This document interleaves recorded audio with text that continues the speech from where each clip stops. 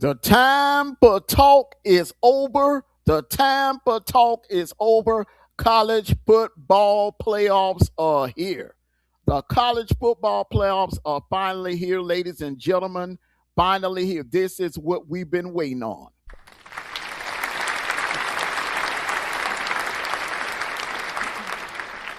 The college football playoffs are here, and it starts tomorrow night, 8 p.m. Norman, Oklahoma. The Oklahoma Sooners hosting those Alabama Crimson Tide, a rematch of that thriller in Tuscaloosa back in November, where Oklahoma won 23-21 over the Alabama Crimson Tide.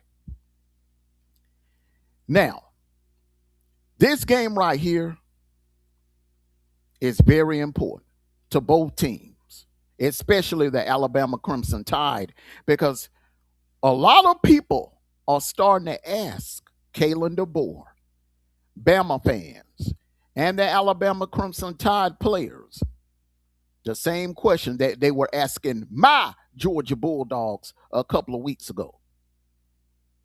Is it really, when it comes to the Sooners, is it more of a Brent Venable problem, or does Bama have an Oklahoma problem? That's the question. Does Bama have a Brent Venables problem, or does Bama have an Oklahoma problem? We're going to discuss it. Everybody, get your popcorn ready. I'm Amondo Black, and this is the Dog Call. Falling between the hedges with a real deal, no small talk at all. The Dog Call, will of one, will of you. The Dog Call, will of one, will of you. The Dog Call, will of one, will of you. Good evening, everybody, and welcome to another edition of the Dog Call. Happy Thursday night to all of you. I'm your host, Armando Black, and welcome to the Dog Call. Now, if I don't shout you out personally, please don't take it personal. Just know I love and appreciate all of you for supporting the channel. Make sure you hit that like button, like, share, and subscribe if you haven't already subscribed to the channel. We're going to be bringing you great content on the Amondo Black Sports TV channel. Now, today we're going to do something a little different in the Dog Call. It's going to be kind of sort of like the road to Miami. We're going to step away from Georgia Bulldog business because my Georgia Bulldogs have a bye this week that we rightfully earned by putting belt to ass to those Alabama Crimson Tide in Atlanta in the Mercedes-Benz Stadium in the SEC Championship when we went back-to-back SEC champions. But that's neither here nor there. It is playoff time, and as far as I'm concerned, it's 0-0. It's wipe the slate clean. The records don't matter when it comes down to the playoffs. How many times have we seen in the NFL, and NBA, and Major League Baseball, where a team gets hot at the right time and go on the run in the tournament or go on the run in the playoff? We seen the Giants do it back in 2010. They went in as a wild card team and they swept everybody in their path on their way to a World Series title. We seen it also the same year, 2010, when Green Bay went into the NFL playoffs as a wild card team, swept through everybody, and won the Super Bowl. We seen in the NBA where, remember Toronto, 2019, came out of nowhere. Nobody, and I mean nobody, gave Toronto a chance to come out of the East. And then nobody gave Toronto a chance to beat the mighty Golden State Warriors, which they were on the verge of three-peating that year. No one gave. No one gave the Toronto Raptors a chance in hell of winning the NBA title. I say that to say this, ladies and gentlemen. It ain't how you start, it's how you finish. And we have two teams that have they're kind of mirror images of each other. They've struggled, they've had their success, and they've had their struggles this year. They kind of Oklahoma, the last time we seen Oklahoma, they came this close to being upset and eliminated from the playoffs, where they eliminated from being in the playoffs to LSU. They came that close to losing Thanksgiving weekend to the LSU Tigers. The last time we saw Bama, they were getting dragged all up and down Mercedes-Benz Stadium by my Georgia Bulldogs, but now it's wiped the slate clean. Both teams are getting a little healthier. Bama, from what I'm hearing, Jam Miller may be available tomorrow night. Josh Cuevas may be available tomorrow night. They get a couple of safeties back. They should be fine. Oklahoma, definitely. Now, this is the thing with Oklahoma. Even though Bama is getting back healthy, this is the healthiest. And I'm looking at it on paper. This is the healthiest that Oklahoma has been since the beginning of the season. And that makes them doubly dangerous. Robinson is getting healthy. Blaylock is getting healthy.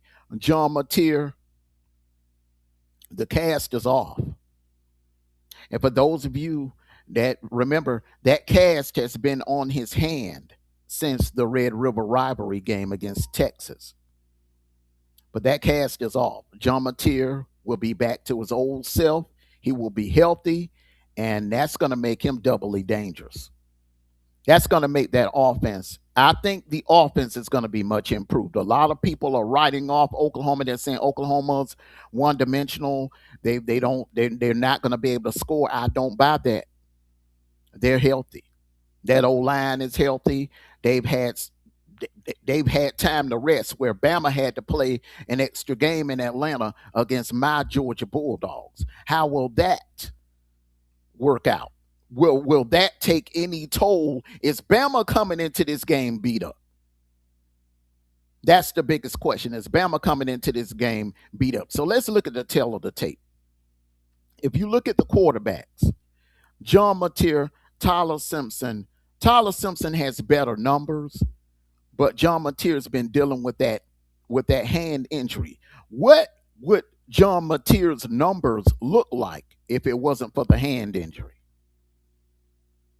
If John Mateer was at full strength, like for most of the season, like Ty Simpson was, and there are rumors that Ty Simpson has some kind of herniated disc issue going on right now that has not been confirmed by anyone in the Tide media, but in the national media is where I'm hearing that rumor. But my question to a lot of you is, what would John Mateer's numbers look like if he wouldn't have suffered that injury against Auburn? Because before the Auburn game, there were talks about John Mateer. His name was being mentioned in the Heisman conversation. Yes. Let's not forget that. Let's not act like that this kid is a terrible quarterback because he was dealing with an injury. Can you imagine how difficult it is to play that position with a fractured or a broken hand? That would be hella difficult. So for him to come back that early and play out the season with a cast on his hand, that says a lot. That kid has a dog in him. That says a lot. So at the court now, Ty Simpson started off hot as fish grease. We all know this. At one time, he was the runaway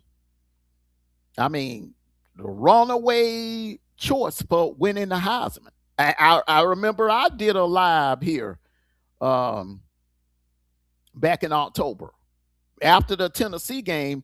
I didn't see anyone preventing him from winning the Heisman, and also going on and being a first rounder, being the first round QB or the first QB chosen off the board. But now it's different. Now, like I said about the herniated disc injury or whatever, I don't know how true that is, but he's been struggling ever since the. Let's go back to the Vanderbilt game. He threw an interception in the Vanderbilt game. He looked okay in the Missouri game, the Tennessee game. It seems like after they beat my Georgia Bulldogs in Athens, his numbers just started going down, down, down, down, down, down, down. And the red flags really came in the South Carolina and the LSU game. That's where the red flags, we've seen major red flags in the South Carolina game and the LSU game. The defense was pretty much practically carrying the team. Then we get to the Oklahoma game. Now, I will say this. If it was not for the turnovers, Bama turned the ball over 3 times. They outgained Oklahoma by 200 yards, over 200 yards.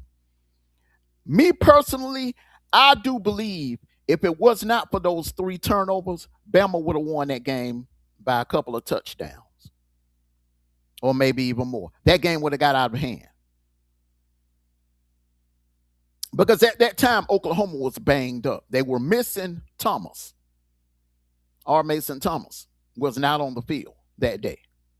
Robertson was banged up. Mateer was banged up. A couple of their linemen were banged up.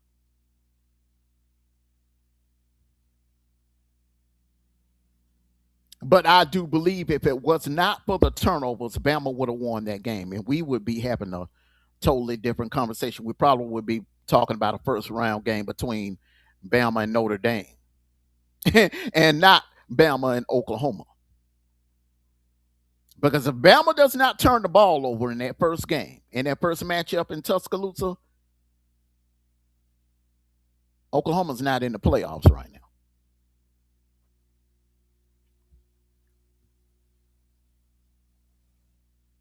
The tail of the tape, if I have to give an advantage to a quarterback, if you ask me, Mondo, there's a minute left and you need a touchdown. You need a drive. You need your quarterback to drive the ball down the field. Who do you trust more? Where a quarterback can only be as great as his receivers are. And I would trust Ty Simpson and those Bama receivers in that kind of situation more than I would John Mateer and those Oklahoma receivers. So advantage at quarterback, Bama. Running back, neither team has had off the chart running games. This is one of the worst rushing seasons that I in my lifetime that I've seen a Bama team have. And I'm talking now. I'm even talking about the pre Nick Saban years. Glenn Coffey and Sean Alexander and all of they I mean Bama still was able to run the ball.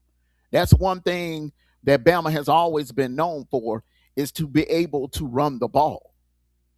And they have not been able to do that this year. Where Oklahoma, if you go back to the Tennessee game, Oklahoma was able to move the ball on the ground. You go back to the Ole Miss game, Oklahoma was able to run the ball.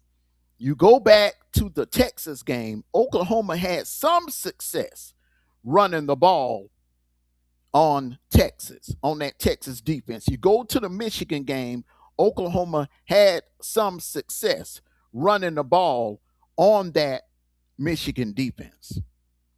And what makes Oklahoma's run game, a little bit more lethal than Bama's, is John Mateer.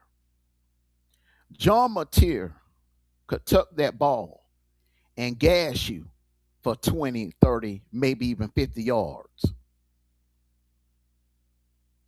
Remember what he did to Auburn.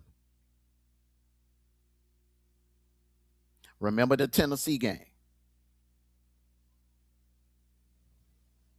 The kid got wheels. He's mobile, very athletic.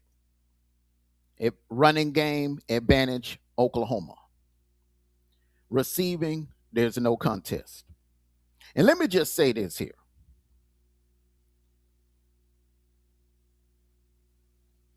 As great as Bama's receivers are, as elite as they are, they have underachieved this year. Now, the drops, it be like that sometimes. We had that issue last year. My Georgia Bulldogs had that issue last year. They just, I don't know what's going on with the Bama, with the Tide receivers. They just have the drops. But that does not usurp the fact that there are three elite wide receivers that any NFL franchise would love to have on their team playing on Sundays for them. That is Jeremy Bernard, Isaiah Horton, and Ryan Williams.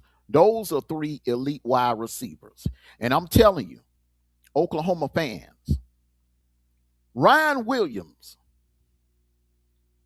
is going to make some noise tomorrow night. You've seen flashes in the SEC championship game. He made a couple of key plays in that game. Now there was a play, a touchdown pass that he dropped. Like I said, and I've said this before, every receiver, even some of the greatest receivers have dropped balls. Randy Moss, Jerry Rice, Terrell Owens, Michael Playmaker Irvin dropped some balls in some key games against back in the days against the Packers and the 49ers. That happens.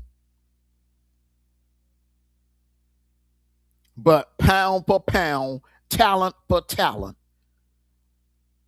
when it comes to Oklahoma wide receivers and Bama wide receivers, advantage all day, every day, Bama receivers. Let's go to the O-line. The O-line,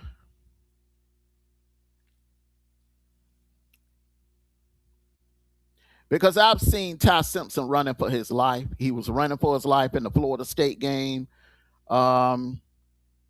Wisconsin was getting a little pressure on him. In the second half, Georgia was getting pressure on him. When you start blitzing, when D coordinators start dialing up blitzes on Bama's offense, that O line that O line don't handle blitzes very well.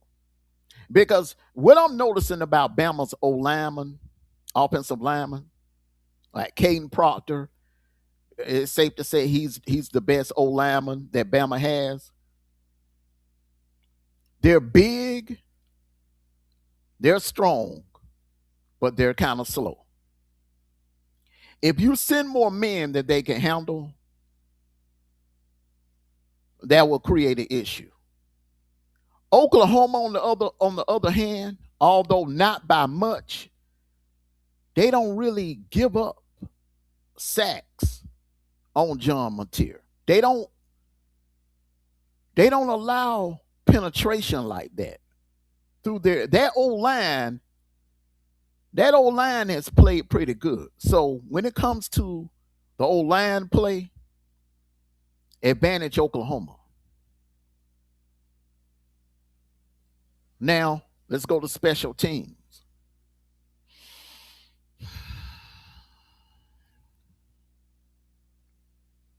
We all know what Bama's special team issues have been in the past. It used to be a time where Bama, their special teams was great in all other phases of the game except field goal kicking.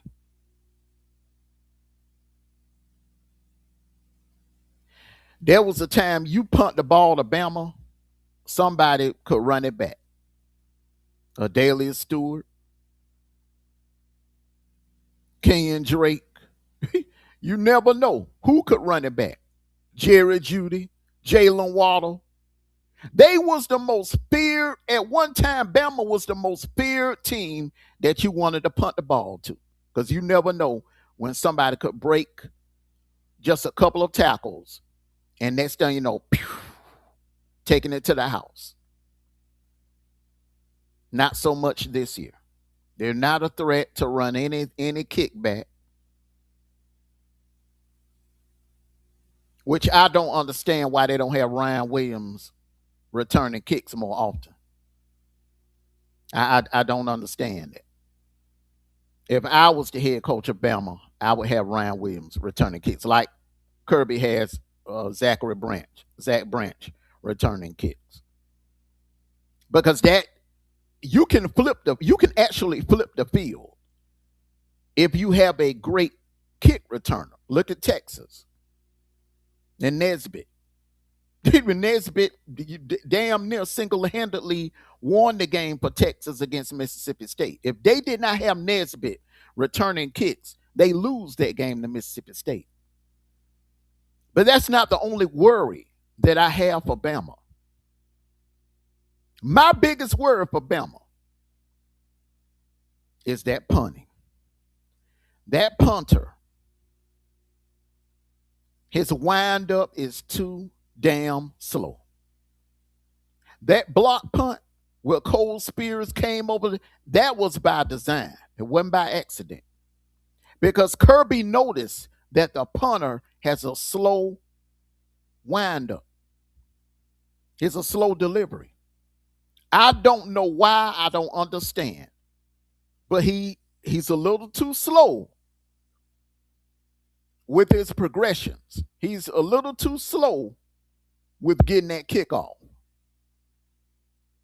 And if Brent Venables, which is also a very good special teams coach, even when he was at Clemson,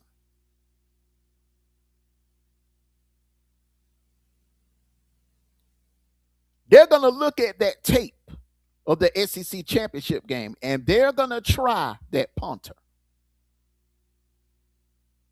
Now, I don't think they'll try him in midfield. That would be too risky. You know, mess around and run into the punter, give Bama 5 yards, and you know that could be a situation where they get automatic first down. But if Bama's in a situation where they're punting inside their own 20 or inside their own 15, that's going to be a problem.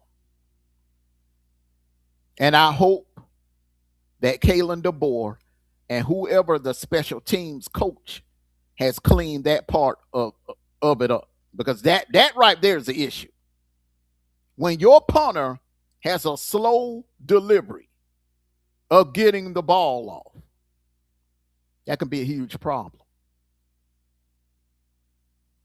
Field goal kicking. Advantage all day. Tate Sendale. This kid is going to have a great career in the NFL. I do mean a damn good career in the NFL. Between him and the Georgia Tech kicker, those are the two best kickers in the nation, in my opinion. Oklahoma could be in a situation, say if the game is tied up 28-28 in the fourth quarter, and all they need is a field goal.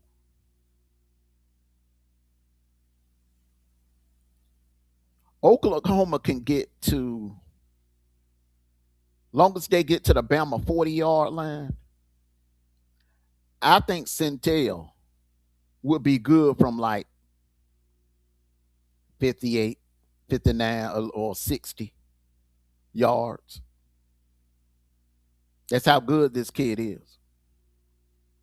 So that's a huge advantage for Oklahoma special teams. And a lot of you know, if you've been watching a lot of college football playoffs, if you've been watching the NFL playoffs, the Super Bowls, the college football national championship games, special teams have won games, won and lost games because of special teams. Oklahoma, 2017, they made two special team blunders. Right before halftime, they squib kicked, and we were able to get the ball and advance it to like the 39-yard line. Jake Fromm make one throw to Javon Williams, field goal range for Hot Rod. Hot Rod go out there and kick a 57-yarder, Rose Bowl record.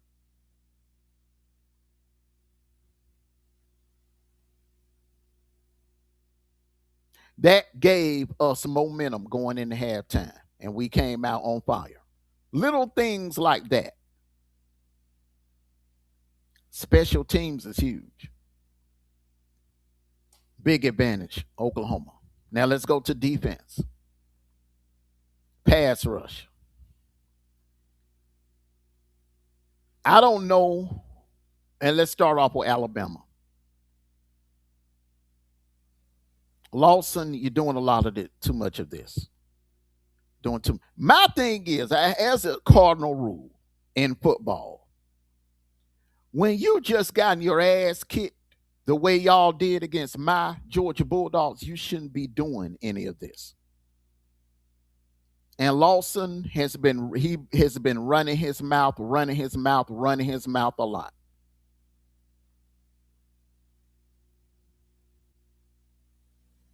You're doing a lot of talking, kid, when you just lost by 21 points.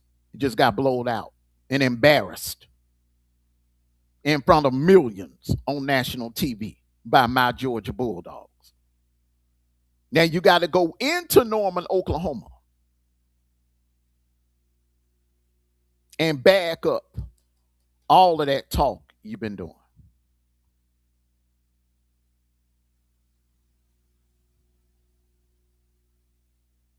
Bama has a damn good defense. Bama has an elite defense. Bama has a national championship type defense. Don't get me wrong. That secondary is damn good. Damani Jackson, man, he can ride it. Definitely a first rounder. Definitely. When it comes to defensive backs, he's the total package. He has the size, the speed, great cover guy. He can tackle in space, and he can hit.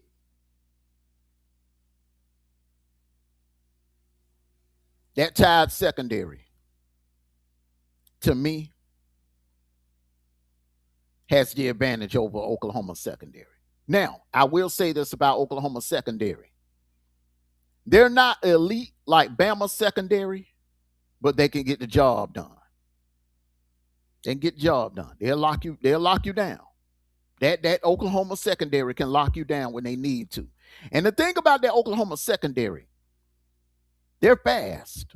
So if they intercept the ball, they got guys in that secondary that could take it to the house. But when it comes to the secondary and the advantage, slight advantage to Bama secondary. Like I said, Bama has an elite defense. Don't get it twisted. They have an elite defense. D-line, I don't know what's going on with LT Overton.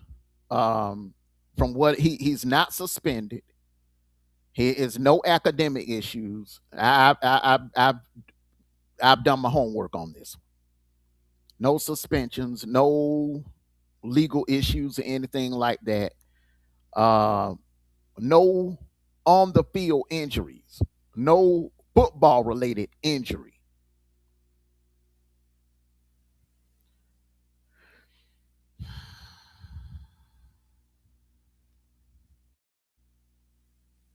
Only thing that I'm being told is that it's some kind of illness. Now, I don't want to speculate. I'm not going to speculate. I'm not any kind of medical physician or anything like that.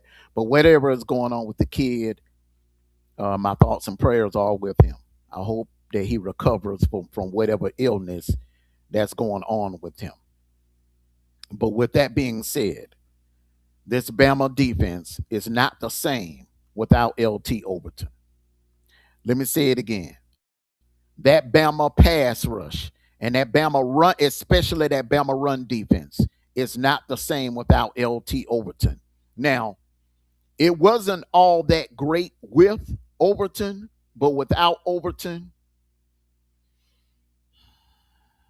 you saw what Frazier and McCray and Bowens and Dylan Bell was able to do.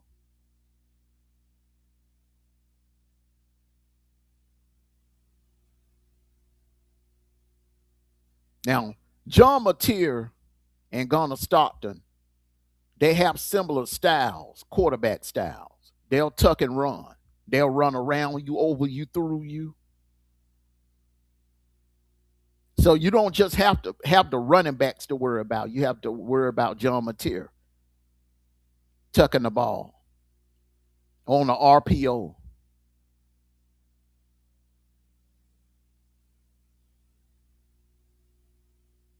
You have to worry about that. Oklahoma got some huge news this week. You know, kind of reminds me of a couple of days before the national championship game in Indy when reports came out that George Pickens was going to play against Bama. That changed the whole trajectory. Just the threat of having a certain player on the field can galvanize an entire team and give a team momentum like you've never seen it before. And R. Mason Thomas returning to that defense. And that defense was lethal without him.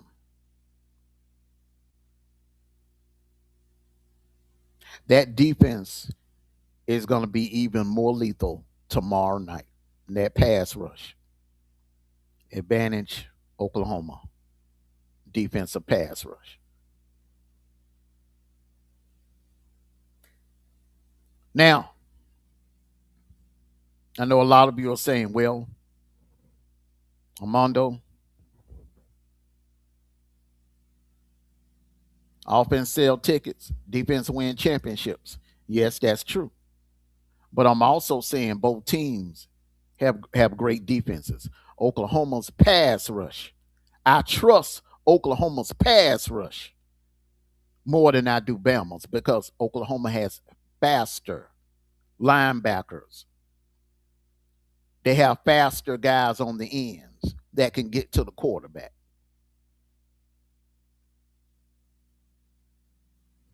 I'm not going to make a pick tonight in this game. I'm going to make my pick tomorrow night and tomorrow night's uh, Road to Miami kickoff show that will be airing at 6 p.m. I'll be back here live tomorrow at 6 p.m. and I'll be making my pick then. Me and Sniper will be on tomorrow. But I just want to say this. And I have a couple of keys to victory. But this is one very important key for Bama. And a lot of you Georgia fans are going to remember exactly what I'm getting ready to say. Here's my suggestion. I would run the diamond formation. If I'm Ryan Grubb, I'm implementing the diamond formation. And a lot of you Georgia fans, you know exactly what I mean when I say diamond formation. It's the backwards version of the wishbone. Instead of having a fullback and two and a tailback and a wingback, you have a lineman, an extra lineman on the right, a tight end, an extra tight end on the left. They can use Bennett, the guy that they had that played in the SEC championship game last week. So you have, I'm sorry, Edwards. Edwards.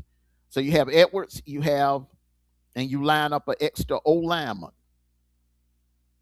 Now come on, let's keep it above. Bama has a team full of 5 stars sitting on the bench.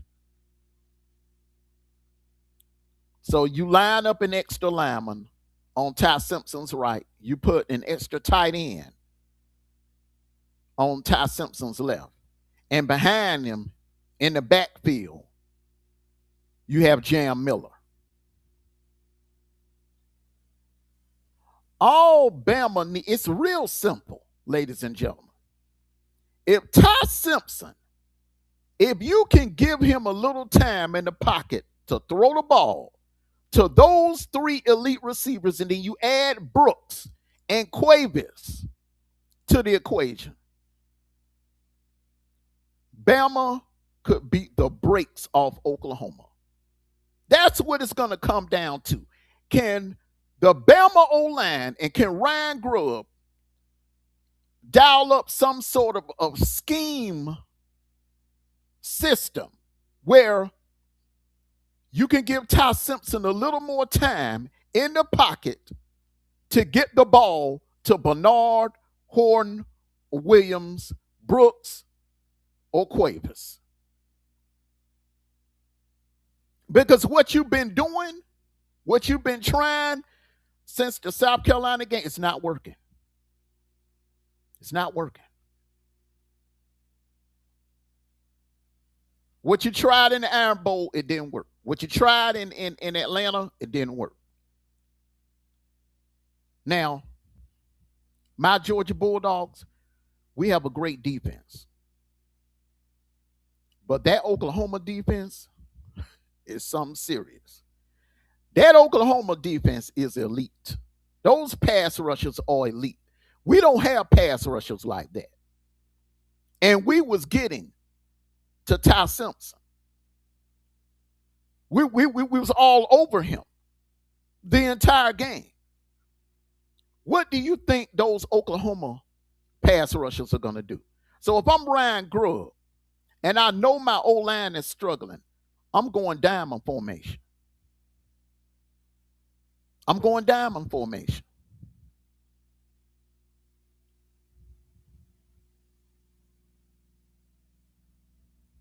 I wouldn't change nothing on defense if I'm Bama. I wouldn't change anything on defense. Defense is solid. The issues is on offense. Protecting Ty Simpson and limiting the turnovers. You cannot turn the ball over. You cannot turn the damn ball over. I don't give a damn what level of football that you play.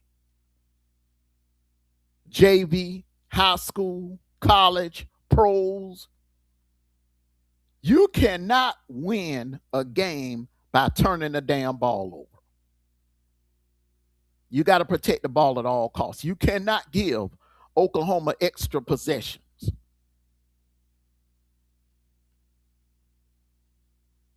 Because their strategy is going to be to try to get up, get a lead on you, and bleed the clock. The same strategy that we had in Atlanta. That's the strategy that everyone is going to want to use on Bama. Because Bama is a passing team. Your strength is getting the ball down the field to your receivers. Where tomorrow night you got to change it up a little bit. You got to dink and dong, dink and short route passes. You getting Quavis back. You getting Jam Miller back. But you got to try something different to give Ty Simpson time to throw the ball. He's going to need time to throw the ball. Because I'm telling you, after what Brent Venables seen in Atlanta and what Brent Venables seen in that Iron Bowl and the success that they had in their first game in Tuscaloosa, you better believe them Oklahoma pass rushers are licking their chops and they're going to be blitzing tomorrow night. They're going to be blitzing all night because everyone knows now that is the blueprint. Ty Simpson cannot handle blitzes.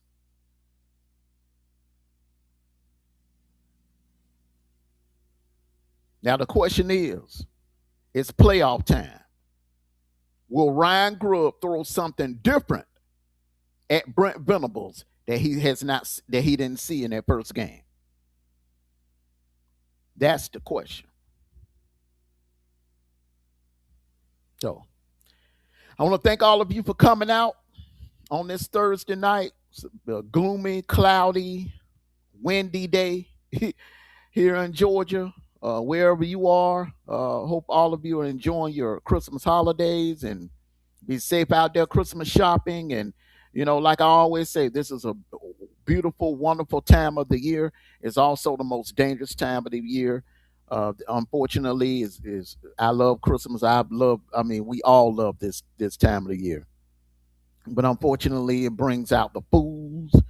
Fools are this time of year draws out the fools. So please be aware of your surroundings, ladies. Avoid going to the gas station and going shopping and going to the supermarkets alone. Go with your boyfriend, your husbands, or your girlfriends.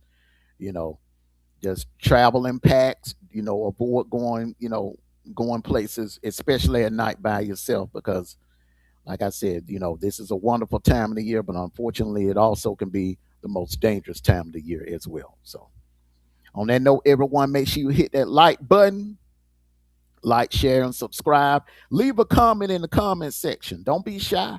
Leave a comment in the comment section. What do you think? What do you think are the keys to victory for Oklahoma and Bama? What is your tale of the tape? Who has the advantage offensively, defensively? Do you agree with my take on this game or do you disagree? Just leave a comment in the comment section and let me know. So, everyone, thank you all for coming out. Peace and blessings. Hey, it's playoff time. This year's went by so fast, and I'm telling you, this month is it seems like yesterday. We were talking about the SEC championship game. We was doing a recap of the SEC championship game. Here it is. We're 7 days outside of Christmas Day. We're 7 days away from Christmas Day. So, everyone, thank you all for coming out and love and appreciate all of you for supporting the platform. And like I said at the top of the show, if I didn't shout you out, please don't take it personal. Just know that I love and appreciate all of you for supporting the platform. So thank you all very much for coming out. And me and Sniper will be back on here tomorrow night at 6 p.m. That's 2 hours before kickoff of the first playoff game between the Alabama Crimson Tide and the Oklahoma Sooners. And I will be doing a little short tomorrow on the Oklahoma Tulane game as well. So everyone, thank you all. Hey, it's playoff time. It is playoff time. It's show and tell time. Hey, like Kirby said, we're not done yet. We're not done yet. But this week, we're sitting it out. We have a bye week, and we're just waiting to see who's going to be next. So everyone, peace and blessings. And like I always say, no matter what, win, lose, or draw, it's always going to be go dog. Sick 'em. Woo, woo, woo, woo, woo, woo, woo. Enjoy the rest of your Thursday night, everyone. Peace and